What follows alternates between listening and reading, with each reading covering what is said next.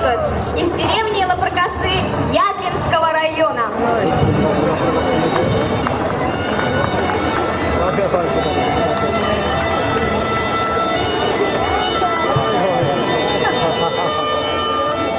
Знаете ли вы страну такую, древнюю и вечно молодую?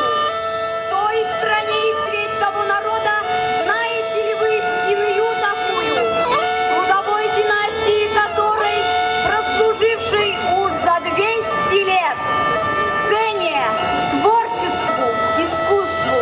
Знаете ли вы семью такую, у которого старый млад поют? Папа с мамой в перепляс пойдут, как в лесах тетерева такую.